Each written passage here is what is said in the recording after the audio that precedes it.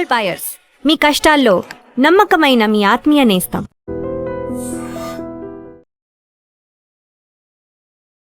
నమస్తే, నేను Kavitha. Welcome to I dream news and నిజాలు. వెస్ట్ బెంగాల్లో బీజేపీ ప్రభుత్వం ఏర్పడిన తర్వాత అక్కడున్నటువంటి పరిస్థితులు, దాని వెంటే పరిణామాలు అతి వేగంగా మారిపోతున్నాయి. గత ప్రభుత్వం చేసినటువంటి అవినీతి ఆరోపణలు, అక్రమాల మీద ఇప్పుడున్నటువంటి బీజేపీ ప్రభుత్వం ఎంక్వైరీ కమిటీని వేసింది. At the same time Mamata Banerjee మాత్రం మా మీద దాడులు జరుగుతున్నాయి అనే మాటతో నిరసనలు, ధర్నాలు, రాస్తారోకోలకు పిలుపునిస్తున్నారు. అండ్ అక్కడ అభివృద్ధి కూడా అంతే వేగంగా విస్తరించబోతోంది. హైదరాబాద్ లాగా వెస్ట్ బెంగాల్ కూడా మారబోతోంది. కోల్కతాలో కూడా అంతే వేగమైనటువంటి అభివృద్ధి రాబోతోంది అనేటువంటి నివేదికలు కూడా ఉన్నాయి. ఈ ఎంటైర్ ఎపిసోడ్స్ గురించి మాట్లాడుకుందాం. మనతో పాటుగా ఉన్నారు సీనియర్ జర్నలిస్ట్ సురేష్ కొచ్చతిల్ గారు. సార్ నమస్తే. సో మనం ఫస్ట్ దాడుల గురించి, అవినీతి ఆరోపణల గురించి మాట్లాడుకుంటే, మా మీద దాడులు జరుగుతున్నాయి, నా మేనల్లుడిని హత్యాయత్నం జరిగింది, ఆయన చనిపోయేవాడు హెల్మెట్ పెట్టుకోకపోతే, ఆయన అక్కడ నిరసనలు జరుగుతున్నాయి, ఉద్రిక్త పరిస్థితులు ఉన్నాయని అక్కడికి వెళ్తే ఆయన మీద దాడి చేశారు అంటూ June 2 అంటే రేపు మొత్తం రాష్ట్ర వ్యాప్తంగా ధర్నాలకు పిలుపునిచ్చింది మమతా బెనర్జీ. అసలు ఎందుకలా, ఏం జరుగుతోంది? మమతా బెనర్జీకి ఎప్పుడు అంటారు చూడండి, మెడిసిన్, ఆమెకు ఓన్ ట్రీట్మెంట్ ఇప్పుడు వస్తుంది అటువైపు నుంచి. లాస్ట్ ఎలక్షన్ తర్వాత 181 మంది చనిపోయారు వైలెన్స్. చాలామంది దాంట్లో బీజేపీ వాళ్ళు. మనం మాట్లాడుకున్నాం కూడా దాని గురించి. నేను ఎప్పుడు చెప్తుంటే, బీజేపీ పార్టీ చేసిన తప్పు, వాళ్ళ వర్కర్స్ని వాళ్ళు సపోర్ట్ చేయలేదు ఆ టైంలో. ఎలక్షన్ ఓడిపోయిన తర్వాత ఈ తృణమూల్ కాంగ్రెస్ గుండాస్కి అందరు కలిసి బీజేపీ వర్కర్స్ మీద దాడి చేశారు. వర్కర్స్ అంటే సీనియర్ వాళ్ళు కాదు, వీళ్ళంతా floor level workers, grass root level workers. And Suvendu అధికారి పిఏ కూడా చనిపోయారు. అది ఇప్పుడు ఈసారి talking last time, last year election జరిగినప్పుడు 2021లో 131 మంది చనిపోయారు. ఈసారి 5 చనిపోయారు అంతే. దానికోసం మీరు చూసుంటారు, సెంట్రల్ ఫోర్సెస్ని ముందే తీసుకొచ్చారు ఎలక్షన్ కమిషన్. కాకుండా ఎలక్షన్ అయినాక 60 రోజుల దాకా వాళ్ళు ఉంటారన్నారు. ఇప్పుడు దాన్ని ఇంకా పొడిగించారంట. సో వైలెన్స్ అనేది జస్టిఫై చేసిన ఫస్ట్ మనిషి అభిషేక్ బెనర్జీ చెప్పారు. మమతా బెనర్జీ కూడా చెప్పారు, మా వెస్ట్ బెంగాల్లో వైలెన్స్ అనేది ఒక కల్చర్. అది కూడా ఎలక్షన్ వైలెన్స్ అంటే కల్చర్ ఉంటుంది. ఇది కమ్యూనిస్ట్ వాళ్ళ హయాం నుంచి ఉంది. దానికన్నా ముందు సిద్ధార్థ శంకర్ రే, డాక్టర్ బీసీ రాయ్ ఉన్నప్పుడు కూడా, కాంగ్రెస్ హయాంలో కూడా ఇది జరిగింది. వైలెన్స్ అనేది మన న్యాచురల్, ఇది కొత్తది కాదు, తరతరాలుగా వస్తోంది అనేది అంతే. కానీ దాన్ని పొలిటికల్ లెవెల్లో చేసింది తృణమూల్ వాళ్ళే. సరే, సిపిఎం వాళ్ళు కూడా ఉంది. అది మీరు ఈవెన్ కేరళలో చూస్తారు. కేరళలో కూడా దేశంలో అన్నిటికంటే ఎక్కువ ఆర్ఎస్ఎస్ స్వయం సేవకులు చనిపోయిన ప్లేస్ కేరళ. ఆల్మోస్ట్ 300 మంది దాకా ఇప్పుడు దాకా చనిపోయారు. లాస్ట్ ఒక 10 సంవత్సరాల్లో వీళ్ళు ఇద్దరు నడిమిట్లో ఒక సీజ్ ఫైర్ ఉంది. That is between CPM and RSS. వాళ్ళ సీనియర్స్ మాట్లాడుకున్నారు, మేము మీ మీద దాడి చేయం, మీరు మా మీద దాడి చేయకండి అని చెప్పి ఒక సీజ్ ఫైర్ తీసుకొచ్చేసారు కేరళలో. అది ఇప్పుడు కూడా హోల్డింగ్. అక్కడక్కడ 2-3 ఇన్సిడెంట్స్ జరిగింది, కానీ మేజర్గా లేదు. కానీ కలకట్టాలో అది కాదు. మనం అర్థం చేసుకోవాల్సిందంటే, ఈ వైలెన్స్ అనే కల్చర్ కరెక్ట్. సిద్ధార్థ్ శంకర్ రాయ్ టైంలో జరిగింది, దాని తర్వాత జ్యోతిబాసు గారి టైంలో జరిగింది, బుద్ధదేవ్ భట్టాచార్జీ సార్ టైంలో జరిగింది, అది మమతా బెనర్జీ వచ్చినప్పుడు. ప్రతి ఎలక్షన్ తర్వాత, ఎలక్షన్ ముందు, ఎలక్షన్ టైంలో కూడా వైలెన్స్ అనేది చాలా మట్టుకు అక్కడ ఉంటుంది. మనం అర్థం చేసుకోవాలి. కవిత గారు, మీరు అభిషేక్ బెనర్జీ ఇష్యూ పక్కన పెట్టండి. మీరు చాలా రీల్స్ చూసుంటారు లాస్ట్ 3-4 డేస్లో. ఈ కార్పొరేటర్స్ని కొడుతున్నారు అక్కడ. వెస్ట్ బెంగాల్లో కట్ మనీ తీసుకున్నారనేది కాన్సెప్ట్ కొత్తది కాదు, ఇది ఎప్పటి నుంచో ఉంది, కమ్యూనిస్ట్ వాళ్ళ హయాం నుంచి ఉంది. కానీ తృణమూల్ వచ్చినప్పుడు ఇక్కడ మన దగ్గర కట్ మనీ అనేది మన దగ్గర అప్పుడప్పుడు హఫ్తా అంటారు. అది యూజువలీ గుండాలు, ఒక్కొక్క టైంలో ముందు పోలీసు వాళ్ళది కూడా ఉండే, ఇప్పుడు పోలీసు వాళ్ళు తగ్గిపోయింది హఫ్తా తీసుకోవడం. కానీ మన వైపు ఇప్పుడు కూడా, ఎస్పెషల్లీ ఓల్డ్ సిటీ వైపు వెళ్తే, అక్కడ ఉన్న పుష్ కార్ట్ వెండర్స్ కానివ్వండి, రోడ్ సైడ్ వెండర్, వీళ్ళ దగ్గర డబ్బులు తీసుకుంటారు కొంచెం గూన్స్ వచ్చేసి. ఇటువైపు అంత లేదు. వెస్ట్ హైదరాబాద్ కానీ నార్త్ హైదరాబాద్లో ఆ ఇష్యూ లేదు ఎక్కువ. కానీ కలకట్టాలో ఉంది, కలకట్టాలో వెస్ట్ బెంగాల్లో ఉంది. మీరు ప్రతి దానికి, నా ఫ్రెండ్స్ ఉన్నారు అక్కడ, లాస్ట్ 5 సంవత్సరాల నుంచి ఒక అపార్ట్మెంట్ కట్టడానికి ట్రై చేస్తున్నారు. వీళ్ళు దాన్ని ఎవ్రీ స్టెప్ను అడ్డుకుంటారు. ఫర్ ఎగ్జాంపుల్, మీరు సిమెంట్ కొనాలంటే వీళ్ళకి సిండికేట్ ఉంటుంది. 5 షాప్ల ఏరియాలు ఉంటుంది. మీరు గరిహాట్ వెళ్ళినా కానీ, మీరు దందం వెళ్ళినా కానీ, టాలీగంజ్ వెళ్ళినా కానీ, ఆ ఏరియాలో 5-6 షాప్స్ ఉంటుంది, సిమెంట్ షాప్స్, డిఫరెంట్ బ్రాండ్స్. మీరు వెళ్ళి అక్కడ అడుగుతారు, సిమెంట్ బ్యాగ్ ఎంత అంటే ఎక్స్ అమౌంట్ అంటారు. కానీ మీరు ఎక్స్ అమౌంట్ కొనలేరు. మీరు దానికి ఇంకొక 10-20% ఎక్కువ ఇచ్చి తృణమూల్ వాళ్ళకి కట్టిస్తారు దాని నుంచి. మీరు వాళ్ళకి కమిషన్ ఇస్తున్నట్లు ఆ సిమెంట్ బ్యాగ్ కోసం ఇది మీరు ఇక్కడ హైదరాబాద్లో మీరు ఎక్కడ కావాలంటే వెళ్ళి కొనుక్కోవచ్చు. హైదరాబాద్ కాదు, ఎనీ సిటీ. ఇది ఒక కల్చర్ తీసుకొచ్చారు మమతా బెనర్జీ. దీని నుంచే వాళ్ళ పార్టీ డబ్బులు వాళ్ళ దగ్గర ఉన్న ఆస్తి చూడు. మొన్న ఒక టీఎంసీ కౌన్సిలర్ ఇంటి మీద దాడి చేశారు, ఫామ్లో దాడి చేస్తే పక్కనున్న దానికి తొవ్వి తీస్తే 2.5 కోట్లు దొరికింది. గ్రౌండ్ కింద దాచిపెట్టారంట ప్లాస్టిక్ ప్యాకెట్లు. ఆలోచించండి. ఈ పరిస్థితిలో వెస్ట్ బెంగాల్ ఉండి వాళ్ళు డినై చేయట్లేదు. చూడండి, they are not denying it. Cut money తీసుకోలేదు. సో అక్కడున్న ప్రజలు ఎస్పెషలీ మహిళలు చాలా సఫర్ అయ్యారు. సందేశ్ ఖాళీ ఒకటే కాదు, రేప్ అనేది వెస్ట్ బెంగాల్ ఒక కల్చర్గా మారిపోయింది. జస్టిఫై చేశారు మమతా బెనర్జీ. ఆర్జీ కార్ కేసు తర్వాత ఆమె ఏం చెప్పింది, 8 గంటల తర్వాత మహిళలు రోడ్డు మీదకి ఎందుకు వెళ్తున్నారు, అర్ధరాత్రి ఏం పని ఉంది, అర్ధరాత్రి ఇంకేం పని, 8 o'clock తర్వాత వెళ్ళకూడదంట.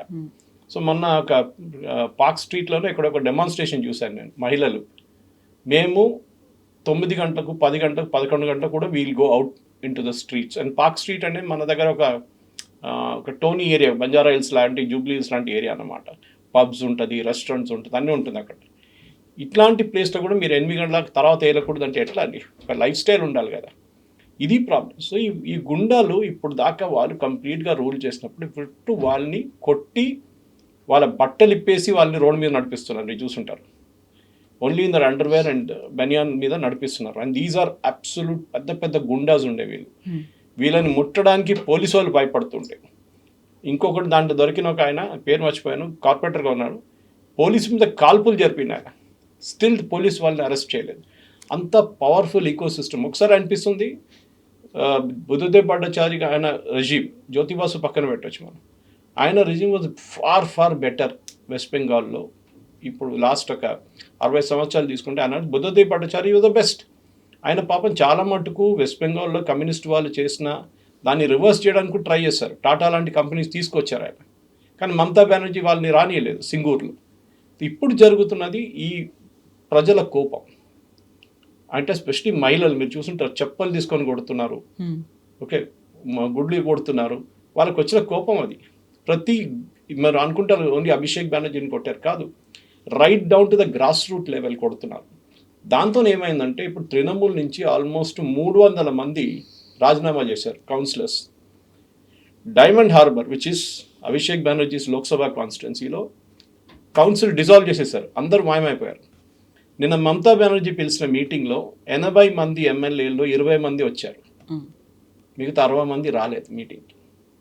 సో నిన్న క్యాన్సిల్ చేయాల్సి వచ్చింది meeting. She was embarrassed, very embarrassed. ఇప్పుడు ఇట్లాంటి మమతా బెనర్జీకి ఫస్ట్ టైం ఒక taste of our own medicine అంటారు ఇంగ్లీష్లో. ఆమెకి ముందు ఎట్లా బీజేపీ మీద, ఎట్లా కమ్యూనిస్ట్ మీద, ఎట్లా కాంగ్రెస్ వాళ్ళ మీద, వాళ్ళిద్దరు పక్కన పెట్టండి, వాళ్ళ మీద ఎక్కువ దాడులు జరగలేదు.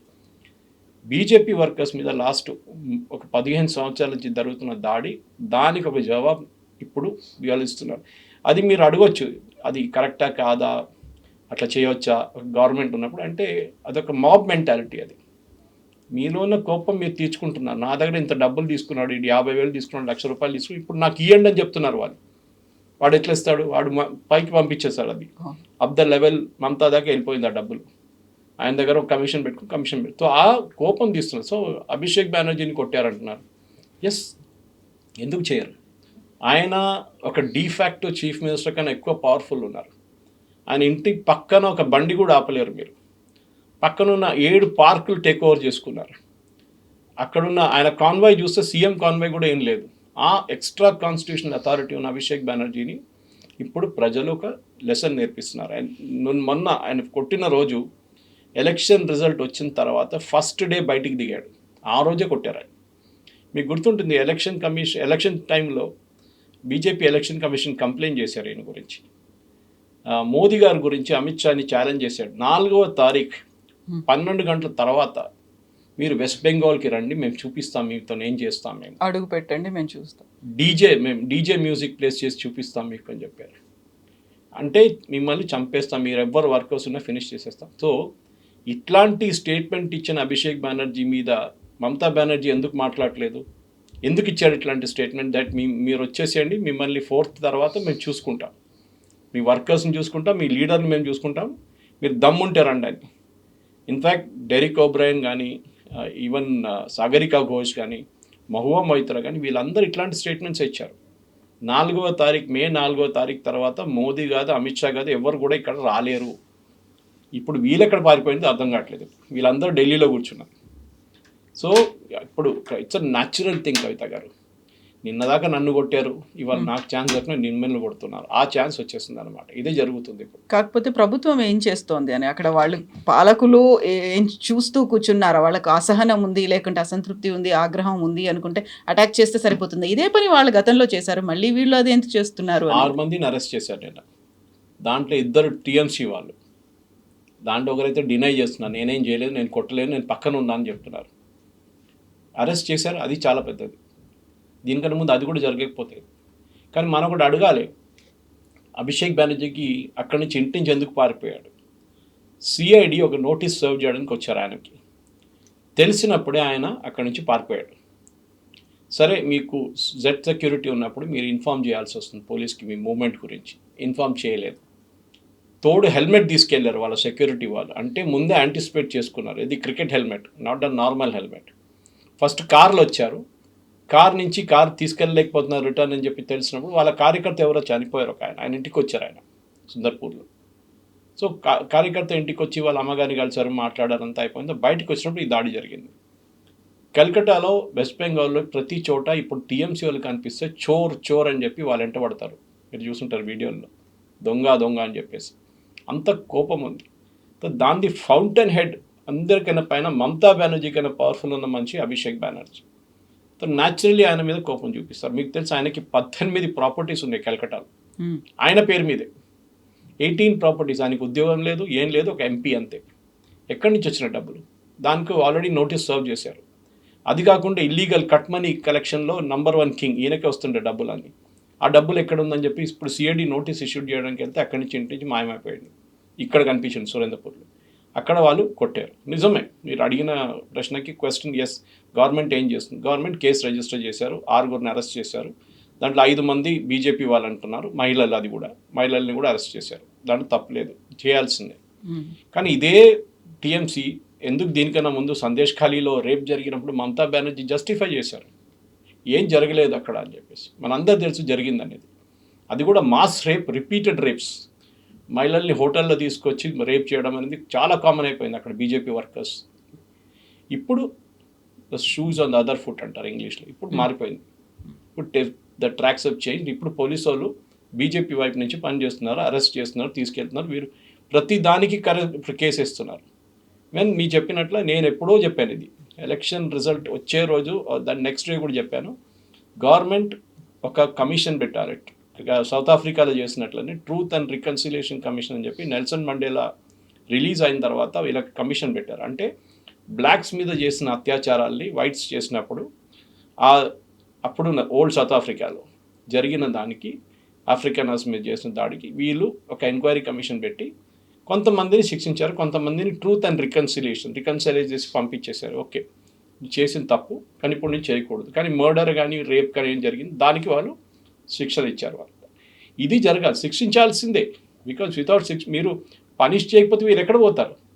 మళ్ళీ అదే పని మీద దిగుతారు మళ్ళీ. సో ఇప్పుడు వెస్ట్ బెంగాల్లో కూడా ఇప్పుడు దాకా జరిగిన ఇన్సిడెంట్స్, ఎన్నో ఇన్సిడెంట్స్ రిజిస్టర్ కూడా చేయలేదు ఎఫ్ఐఆర్. దాన్ని అంతా ఇప్పుడు బయటికి తీసుకురావాల్సి వస్తుంది. ప్రజలు వచ్చి కమిషన్ ముందు చెప్పొచ్చు, నాతో ఇది జరిగింది, నా ఇల్లు గుంజుకున్నారు, ఇవాళ చూడండి, ఒక టైమ్స్ ఆఫ్ ఇండియా ఒక ఆర్టికల్ ఉంది, బెహలా అని చెప్పి ఒక ప్లేస్ ఉంది వెస్ట్ బెంగాల్ కలకట్టా. అక్కడ ఫుట్బాల్ గ్రౌండ్ గుంజుకున్నారు వీళ్ళు, టీఎంసీ గుండాలు. 6 సంవత్సరాల ముందు తీసుకుని వాళ్ళు అక్కడ బిల్డింగ్లు కట్టడానికి ట్రై చేశారు.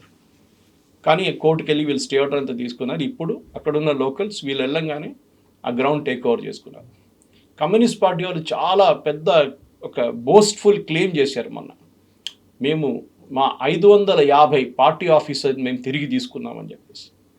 So I think it was Anand Ranganathan somebody ఎవరో అడిగారు, మీరు దానికి బీజేపీకి ధన్యవాదాలు చెప్పాలి. వాళ్ళు వచ్చిన తర్వాత కదా మీరు ఇన్ని 15 సంవత్సరాలు మీరు మీ పార్టీ ఆఫీస్లకు కాలు పెట్టలేకపోయారు, మొత్తం టీఎంసీ వాళ్ళు టేక్ ఓవర్ చేసుకున్నారు. ఇప్పుడు బీజేపీ వాళ్ళు రాకపోతే మీకు ఆఫీస్ వస్తుందా అని అడిగారు. సో అక్కడే మేజర్ పాయింట్ ఉంది. ఎందుకంటే కమ్యూనిస్ట్ వాళ్ళు కానీ కాంగ్రెస్ వాళ్ళు కానీ ఒక టైంలో స్టేట్ పరిపాలించారు వాళ్ళు. ఇప్పుడు వాళ్ళు కంప్లీట్లీ రెలిగేట్ అయిపోయారు సైడ్ లైన్స్కి. ఒక సీటో 2 సీట్లు వస్తుంది అంతే వాళ్ళకి. కానీ మమతా బెనర్జీకి ఇప్పుడు తెలిసిపోయింది, గేమ్ ఈజ్ అప్. దానికోసం ఈ దాడి జరగంగానే ఫస్ట్ అక్కడ అపోలో హాస్పిటల్కి వెళ్ళింది ఆమె కలకట్టా. వాళ్ళు అన్నారు ఈయనకి ఏం కాలేదు, షర్టు చింపారు, గుడ్లు కొట్టారు, కొంచెం స్నానం చేసుకుంటే అంతా క్లియర్ అయిపోతుంది, ఇంకా మేజర్ బాడీ ఇంజరీస్ ఏం లేదని చెప్తే కాదు అడ్మిట్ చేయాల్సిందని ఆర్గ్యూ చేశారు. వాళ్ళు చెప్పారు మేము చేయము, ఇది మెడికో లీగల్ కేసు కాదు, వీకెండ్ పోలీసు వాళ్ళు రిజిస్టర్ కూడా చేయలేదు, మీరు తీసుకెళ్ళిపోవచ్చు. తీసుకెళ్ళి ఇంకొక హాస్పిటల్ తీసుకెళ్ళి అక్కడ వెళ్ళి మళ్ళీ గొడవ చేసింది ఆమె. అక్కడి నుంచి రాహుల్ గాంధీ ఫోన్ చేశాడు, మీరు ఢిల్లీకి తీసుకురండి అంటే ఢిల్లీకి నేను తీసుకురాను, అక్కడ బీజేపీ గవర్నమెంట్ ఉంది. సరే లాస్ట్లో హైదరాబాద్ తీసుకురండి, నేను కావాలంటే ఫ్లైట్ పంపిస్తాను. ఆలోచించండి, రాహుల్ గాంధీ గారు ప్రైవేట్ ఫ్లైట్ ఆర్గనైజ్ చేస్తున్నారు అభిషేక్ బెనర్జీని హైదరాబాద్ తీసుకురావడానికి. ఎందుకు హైదరాబాద్? దీనికైనా ముందు మనం చూసాం, అస్సాం ముఖ్యమంత్రి వైఫ్ వ్యతిరేకంగా అలిగేషన్ చేసిన మనిషి పవన్ ఖేరాని హైదరాబాద్ తీసుకొచ్చారు వీళ్ళు పార్టీ వాళ్ళు ఆ టైంలో. ఇక్కడ వచ్చి బెయిల్ అప్లై చేశాడు. అంటే Hyderabad he's become a kind of island now, వీళ్ళకి ఇల్లీగల్ యాక్టివిటీస్ చేయడానికి. ఇది మనం అనుమతించకూడదు. నేను అది బంగ్లాదేశీస్ గురించి కూడా చెప్పాను చూడండి. ఇప్పుడు యూనియన్ గవర్నమెంట్ దాడి చేస్తున్నారు, ప్రతి స్టేట్లో, ప్రతి సిటీలో, ప్రతి విలేజ్లో కూడా దాడులు జరుగుతున్నాయి ఇప్పుడు ఈ బంగ్లాదేశ్ ఇమ్మిగ్రెంట్స్ని. హైదరాబాద్లో ఏమైనా జరుగుతుందా లేదా? ఇక్కడున్న గవర్నమెంట్, ఇక్కడున్న పోలీస్కి ఆదేశాలు ఇష్యూ చేశారా that you have to go search for the Bangladeshis? ఇక్కడ ఎన్నో సెక్టర్లో పనిచేస్తున్నారు, వాళ్ళని ఐడెంటిఫై చేసి పంపించాల్సింది. కానీ వెస్ట్ బెంగాల్లో జరిగే వైలెన్స్కి ఇప్పుడు ఇది ఆగదు కవిత గారు, దట్ ఇస్ 100%. వీళ్ళు ఇంటి నుంచి బయటికి రాలేకపోయిన పరిస్థితికి వచ్చేసారు టీఎంసీ వాళ్ళు.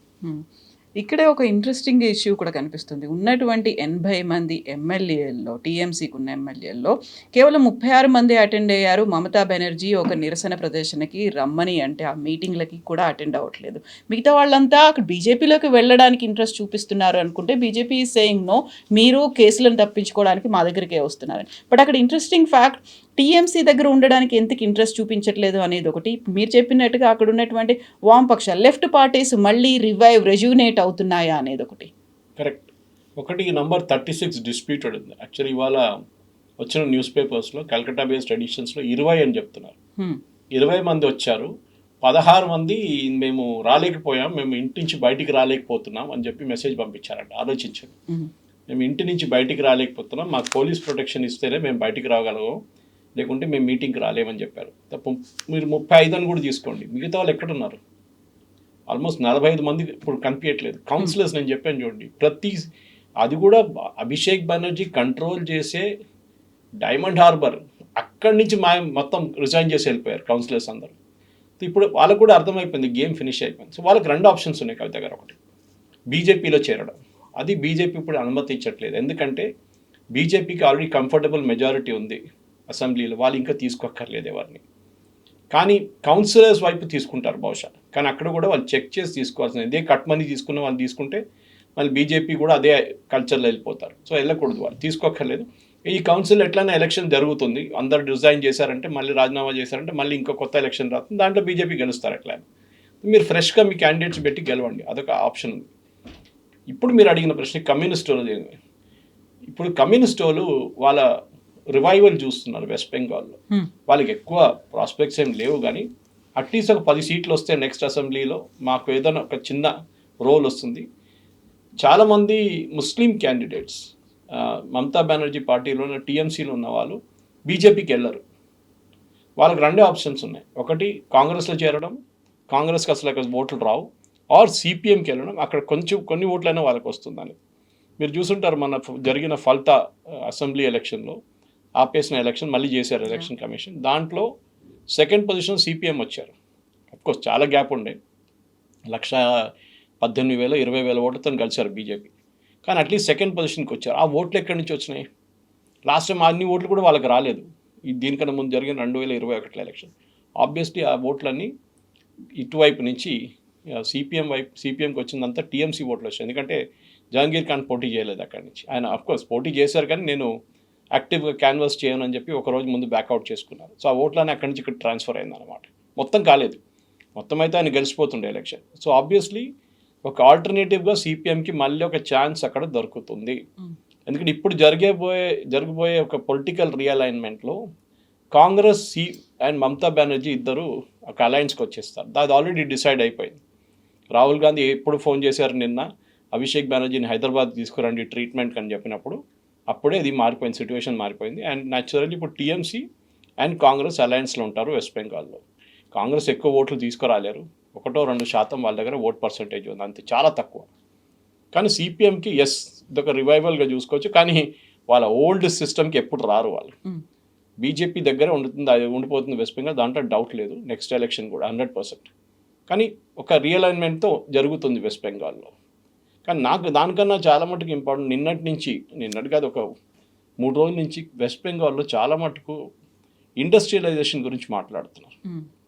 ఒక మార్పు తీసుకురావాలి, డబుల్ ఇంజిన్ సర్కార్ వచ్చింది కదా, మీరేం చేస్తున్నారు అనేది ప్రజలు అడుగుతున్నారు ఇప్పుడు ఆల్రెడీ. దాంట్లో 2-3 ఇమ్మీడియట్ కన్సర్న్స్ వాళ్ళు అడ్రస్ చేశారు. ఒకటి, 2 మెట్రో జంక్షన్స్ని వర్క్ ఆపెట్టారు మమతా బెనర్జీ చాలా సంవత్సరాల నుంచి, అది మొన్న ఫినిష్ చేసేసారు. 2 వీకెండ్ క్లోజింగ్ చేసేసి రోడ్లు బంద్ చేసేసి దే ఫినిష్ ద వర్క్. కానీ వెస్ట్ బెంగాల్ ఒక టైంలో ఈస్ట్ ఇండియా కంపెనీ రాజధాని, కమర్షియల్ క్యాపిటల్ ఆఫ్ ఇండియా అనే వెస్ట్ బెంగాల్ని మళ్ళీ ఆ పరిస్థితికి తీసుకురావాలంటే బీజేపీ చాలా కష్టపడాల్సి వస్తుంది. కానీ ఆఫ్కోర్స్ వాళ్ళకి అడ్వాంటేజ్ ఉంది, గవర్నమెంట్, సెంట్రల్ గవర్నమెంట్ వాళ్ళదే. అది కాకుండా వాళ్ళకి స్టేట్ గవర్నమెంట్ వైపు నుంచి కూడా వర్క్ సపోర్ట్ చేస్తే డెఫినెట్గా పని చేయొచ్చు. అది డెఫినెట్గా జరుగుతుంది కూడా ఇప్పుడు అన్నమాట. సో ఇప్పుడు కోల్కతా హైదరాబాద్ లాగా మారబోతోందా? సెకండ్ హైదరాబాద్ అనేటువంటి ఒక నిర్వచనాలు ఇవన్నీ ఎందుకు ఇస్తున్నారు? ఎందుకంటే ఇవాళ పొద్దున కూడా 2 ఇంటర్వ్యూలు చూశాను నేను. అక్కడ డిబేట్స్ నడుస్తుంది మన ఎకనామిక్ ఛానల్స్లో. దాంట్లో ఒక మోథా అని ఒకటి ఉన్నారు, he's a big real estate man. Mamata Banerjee టైంలో ఆయన మీద రైడ్ కూడా జరిగింది, ఈడీ వాళ్ళ రైడ్ కూడా జరిగింది. సో ఆయన ఏమంటున్నారంటే కల్కట్టాని మళ్ళీ పాతక సిస్టమ్ తీసుకురావాలంటే హైదరాబాద్ ఎట్లా ఉన్నారో ఒక 10 సంవత్సరాల ముందు, 10-15 సంవత్సరాల ముందు హైదరాబాద్ పరిస్థితి ఎట్లా ఉంటే అదే పరిస్థితిలో వెస్ట్ బెంగాల్ ఇప్పుడు ఉన్నారు. ముందుకు తీసుకెళ్ళాలంటే హైదరాబాద్ మోడల్ ఫాలో చేయాల్సింది, not Bengaluru or Noida or MMR region, Mumbai metropolitan region కాకుండా, గుర్గావ్ కాకుండా. ఎందుకంటే Gurgaon and Noida become unaffordable. Even Hyderabad కూడా అదే స్టేట్కి వచ్చేస్తున్నారు. మీరు 200 కోట్లకు ఒక ఏకర్ కొంటే ఇట్ బి అన్అఫోర్డబుల్, మిడిల్ క్లాస్కి ఎప్పుడు రాలేరు. హైదరాబాద్ అన్నిటికంటే పెద్ద ఒక ట్యాగ్ లైన్ ఏముండంటే మిడిల్ క్లాస్. బెంగళూరుది ఏముండే రిటైర్డ్ పీపుల్ హ్యావ్ ఎన్, అది పోయింది, ఇక్కడ కూడా పోతుంది. ఇక్కడ 1 కోటి రూపాయలు 2 కోట్ల కంటే తక్కువ ఏం దొరకట్లేదు. సో మిడిల్ క్లాస్కి, లోవర్ మిడిల్ క్లాస్కి అసలు ఏం కొనలేరు వాళ్ళు. They will become rental city అన్నమాట. సో కల్కట్టాది ఒక పరిస్థితి ఏంటంటే అక్కడ ఐరానికలీ ఇండియాస్ ఫస్ట్ మెట్రో కల్కట్టాలో ఉంది, కానీ కల్కట్టా ముందుకెళ్ళలేదు అక్కడి నుంచి. మెట్రో ట్రైన్ ఫస్ట్ వచ్చిన తర్వాత మనం ఢిల్లీ చూస్తున్నాం, బెంగళూరు చూస్తున్నాం, చెన్నై చూస్తున్నాం, హైదరాబాద్ చూస్తున్నాం. వీళ్ళందరూ ఎక్స్పాండ్ చేసుకుంటూ వెళ్ళిపోయారు, కల్కట్టా అక్కడే ఉండిపోయింది. ఎందుకంటే మమతా బెనర్జీ కానీ దానికన్నా ముందు బుద్ధదేవ్ భట్టాచార్య, దానికన్నా ముందు జ్యోతి బసు, వీళ్ళకి అసలు ఇంట్రెస్ట్ లేకుండా, డెవలప్మెంట్ అనేది లేదు. ఫస్ట్ మేజర్ డిసడ్వాంటేజ్ ఏముండే అంటే వెస్ట్ బెంగాల్లో, అది వీళ్ళు పాజిటివ్గా కూడా తీసుకోవచ్చు కవిత, వీళ్ళు ల్యాండ్ అగ్రిగేట్ చేశారు, పంచిపెట్టారు ఫార్మర్స్కి. అదే అందరు అడుగుతారు, నక్సల్ బారీ అనే ఒక విలేజ్ ఉన్నది వెస్ట్ బెంగాల్లో, అక్కడి నుంచి మొదలైంది ఈ మూమెంట్, చారు సాన్యాల్ వీళ్ళందరూ. అది నక్సలిజం వెస్ట్ బెంగాల్లో ఎందుకు లేదు, అది తెలంగాణకి ఎందుకు వెళ్ళింది అంటే ఉమ్మడి ఆంధ్రప్రదేశ్లో, తెలంగాణలో, ఛత్తీస్గఢ్లో, మహారాష్ట్రలో, జార్ఖండ్, బీహార్లో, ఇక్కడికి ఎందుకు వెళ్ళింది, why not Calcutta, why not Kerala అని అడిగారు. ఈ 2 స్టేట్స్లో ల్యాండ్ రిఫార్మ్స్ తీసుకొచ్చారు. అంటే అక్కడున్న రైతులకి 1/2 ఏకర్ 1 ఏకర్ ల్యాండ్ పంచిపెట్టారు, డివైడ్ చేశారు ల్యాండ్ సీలింగ్ యాక్ట్కి వెళ్ళి. ఐడియా మంచిదే, concept wise it is great. కానీ ఒక 1/2 ఏకర్లో పండించి ప్రాఫిటబుల్ చేయడానికి ఏ రైతుకు కాదు, మినిమం ఒక 5 ఏకర్లు ఉండాలి, అప్పుడే దానికి ఒక ప్రాఫిటబిలిటీ వస్తుంది. కానీ 5 ఏకర్లు మీరు ఉంచుకోలేరు, because then you become a bourgeois. Okay, మీరు జమీందార్ అయిపోతున్నారు అప్పుడు. సో ఇదే 5 ఏకర్లు 1/2 ఏకర్ 1 ఏకర్గా ఉంచుకున్నారు, అది అక్కడ పెద్ద డిసడ్వాంటేజ్ అయిపోయింది. అక్కడున్న రైతులు ఏం చేశారంటే ఇది లీజ్కి ఇచ్చేశారు, ఇది పెద్ద రైతులకి. వాళ్ళు ఇక్కడ 1/2 ఏకర్, అక్కడ 1 ఏకర్, అక్కడ 2 ఏకర్స్ కలుపుకొని ఒక 100 ఏకర్లలో వాళ్ళు పంట పండించుకున్నారు. కానీ వాళ్ళు they are not the owners of the land. So వాళ్ళు ఎప్పుడు పెట్టుబడి పెట్టలేదు దాంట్లో. మీరు పంజాబ్ కానీ హర్యానా మోడల్ చూస్తే, ఈవెన్ చాలా మటుకు ఆంధ్ర మోడల్ చూస్తే మెకనైజేషన్ తీసుకొచ్చారు, ట్రాక్టర్ వాడడం యూజ్ చేశారు, టిల్లర్లు యూజ్ చేశారు, హార్వెస్టర్స్ యూజ్ చేశారు. ఎందుకంటే వాళ్ళ ల్యాండ్ వాళ్ళది, సో వాళ్ళు దాని మీద పెట్టుబడి పెట్టడానికి రెడీగా ఉన్నారు. వేరస్ మీరు లీజ్లో తీసుకున్నప్పుడు మీకు ఇంట్రెస్ట్ ఉండదు. మన దగ్గర తెలంగాణలో కూడా ఈ ప్రాబ్లం ఉంది, లీజ్డ్ ఫార్మింగ్ చాలా మటుకు అదే ప్రాబ్లం ఉంది. ఈవెన్ ఏదైనా ఇన్సూరెన్స్ ఇస్తే కూడా ఆ ఒరిజినల్ ల్యాండ్ ఓనర్కి ఈయనకు రాదు, రైతుకు రాదు అన్నమాట. ఎనీవే అది సపరేట్ స్టోరీ. బట్ బెంగాల్ ఇది జరిగింది. బెంగాల్లో డెవలప్మెంట్ కూడా అదే ప్రాబ్లం వచ్చింది, ఒక యాంటీ ఇండస్ట్రీ యాటిట్యూడ్. అది మీకు ఈవెన్ కేరళలో కనిపిస్తుంది. ఇండస్ట్రీ రాకూడదు, ఇండస్ట్రీని రానియకూడదు, యూనియన్లు మొత్తం అక్కడ తందానాలు ఆడుకున్నారు వాళ్ళు వెస్ట్ బెంగాల్లో. ఆ పరిస్థితుల్లో అక్కడ ఉన్న ఇండస్ట్రీస్ అందరూ పారిపోయారు. ఒక టైంలో డన్లప్ కానీ, ఐటీసీ కానీ, టాటా కానీ, బిర్లాస్ కానీ, హిందూజాస్, వీళ్ళందరూ ఉన్న పెద్ద ఏం చెప్తారు, ఒక ఇండస్ట్రియల్ క్యాపిటల్ ఉండే వెస్ట్ బెంగాల్. బట్ 1960s నుంచే వెస్ట్ బెంగాల్ డౌన్ఫాల్ స్టార్ట్ అయింది. అంటే కమ్యూనిస్ట్ వాళ్ళు 77లో వచ్చారు. దానికన్నా ముందు ఉన్న కాంగ్రెస్ హయాం నుంచి ఇదంతా స్టార్ట్ అయింది, యూనియన్. దాంట్లో ఒక్కటి మమతా బెనర్జీని మెచ్చుకోవాలి. లాస్ట్ 15 సంవత్సరాల్లో అక్కడ బంద్లు కానీ, యూనియన్లు కానీ ఆమె బంద్ చేసి పడేసింది. బట్ ఇండస్ట్రియలైజేషన్ ఆమె చేయలేదు. ఇదొక్కటే చేస్తే కాదు కదా. ఇప్పుడు మీరు సాల్ట్ లేక్ తీసుకోవచ్చు, మోడల్ టౌన్ తీసుకోవచ్చు.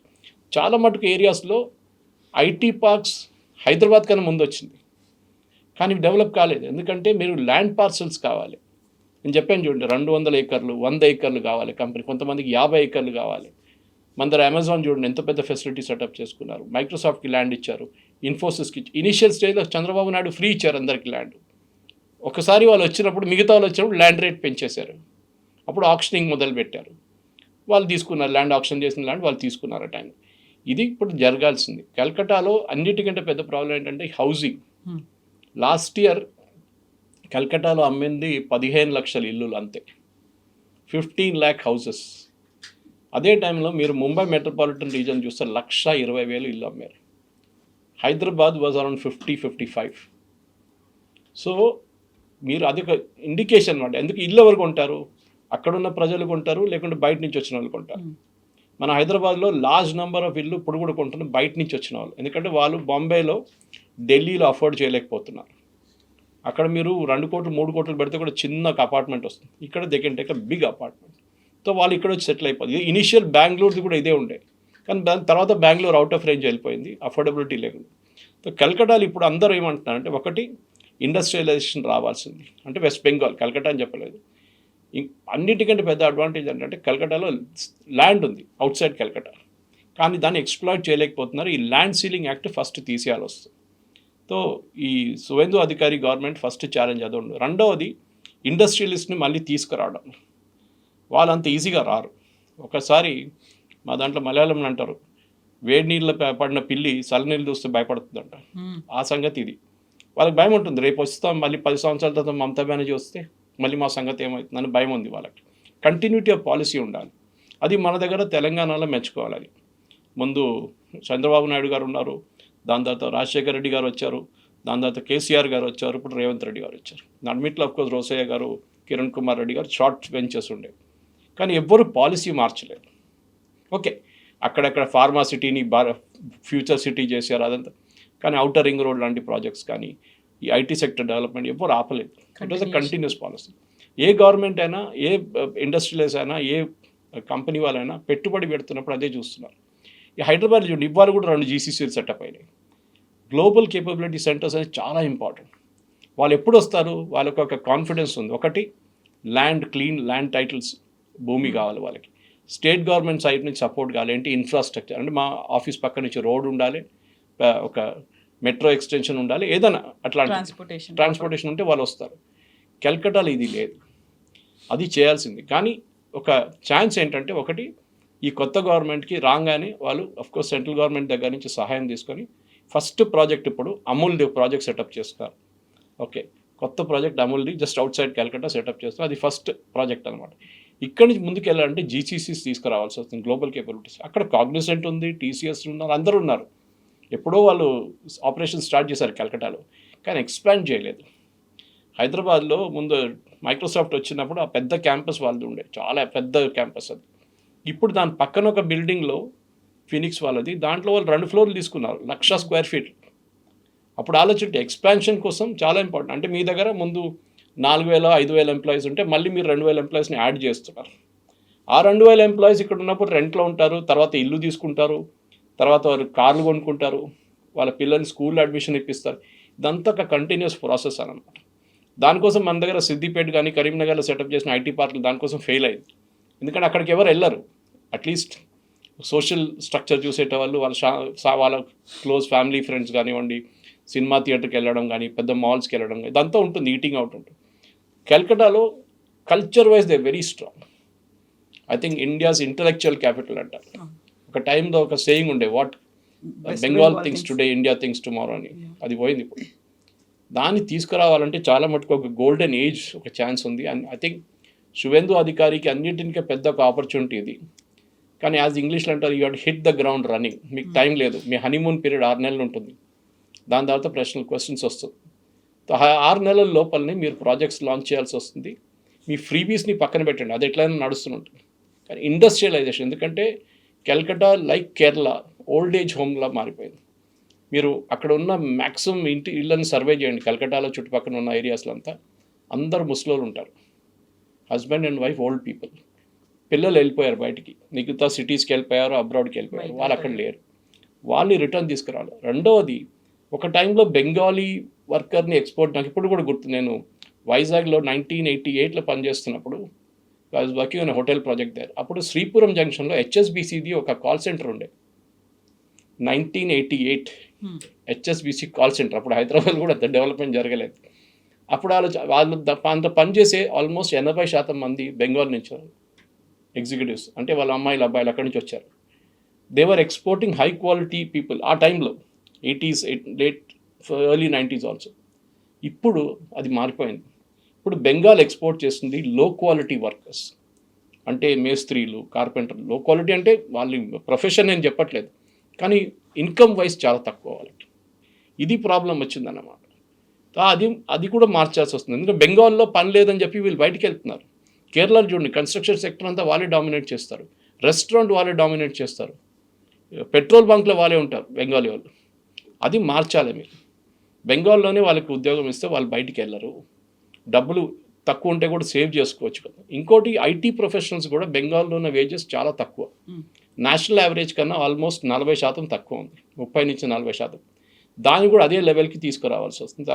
ఒక హైదరాబాద్లో ₹1,00,000 వస్తుందంటే కల్కటాలో వాళ్ళకి 50,000 వస్తుంది, 60,000 వస్తుంది. అది పెంచుకుంటేనే వీళ్ళకు ఇల్లు తీసుకోవచ్చు, వీళ్ళు మిగతా మీద ఇన్వెస్ట్మెంట్ చేసుకోవచ్చు. ఇదంతా ఒక సైక్లికల్ సర్కిల్. ఇది మొదలు పెట్టాలంటే ఫస్ట్ గవర్నమెంట్ కంపెనీస్ని అట్రాక్ట్ చేయాలి. కానీ ఆ కంపెనీస్ అట్రాక్ట్ చేయాలంటే అంత ఈజీ కాదు. They are really work hard. కానీ యూనియన్ గవర్నమెంట్ సపోర్ట్ ఉంటే డెఫినెట్గా చాలా మటుకు సెంట్రల్ గవర్నమెంట్ వైపు నుంచి సపోర్ట్ ఉంటే చేయొచ్చు. ఎందుకంటే ఫస్ట్ ఈ బయట నుంచి వచ్చే కంపెనీస్ సెంట్రల్ గవర్నమెంట్ని అప్రోచ్ అవుతారు. వాళ్ళ వైపు నుంచి ఏం సపోర్ట్ మాకు వస్తుందని అడుగుతారు. దాని తర్వాత స్టేట్కి వెళ్తారు. వాళ్ళు కర్ణాటక అనలైజ్ చేస్తారు, తమిళనాడుని అనలైజ్ చేస్తారు, తెలంగాణని అనలైజ్ చేస్తారు. దెన్ ఇప్పుడు వెస్ట్ బెంగాల్ కూడా అనలైజ్ చేయొచ్చు వాళ్ళు. దెన్ కనెక్టివిటీ వైజ్ అక్కడికి ఫ్లైట్స్ ఎక్కువ ఉండాలి. ఓకే, ఇప్పుడు హైదరాబాద్ నుంచి మనకు 2-3 ఫ్లైట్స్ ఉన్నాయి, అది ఎక్కువ చేయాల్సి వస్తుంది. అంటే చాలా సిటీస్ నుంచి దూరం, ఒక డిస్టెన్స్ ఒకటి ఉంది కల్కటా, దట్స్ అ డిసడ్వాంటేజ్. కానీ అడ్వాంటేజెస్ చాలా ఉన్నాయి. ఫర్టైల్ ల్యాండ్ చుట్టుపక్కల వెస్ట్ బెంగాల్లో ఉన్న చాలా మటుకు బ్రహ్మపుత్ర కానీ మీరు మేజర్ రివర్ సిస్టమ్స్ చూసినా కానీ అంతా అక్కడి నుంచే ఉంటుంది. So that is a big advantage. ఎందుకంటే మీకు బ్రహ్మపుత్ర డైరెక్ట్లీ రాకపోతే కూడా సబ్సిడరీస్ ఉన్నాయి అక్కడి నుంచి. ఇటువైపు నుంచి గంగా వస్తుంది. So you have subsidiaries there also. దీన్ని వాడుకొని ఒకటి అర్బన్, సెకండ్ రూరల్ పెట్టుకుంటే I think Calcutta and west Bengal పాత బ్రిటిష్ ఎరాకి వెళ్ళిపోతుంది, which was like India's capital. Hope so. Thank you so much. Thank you very much.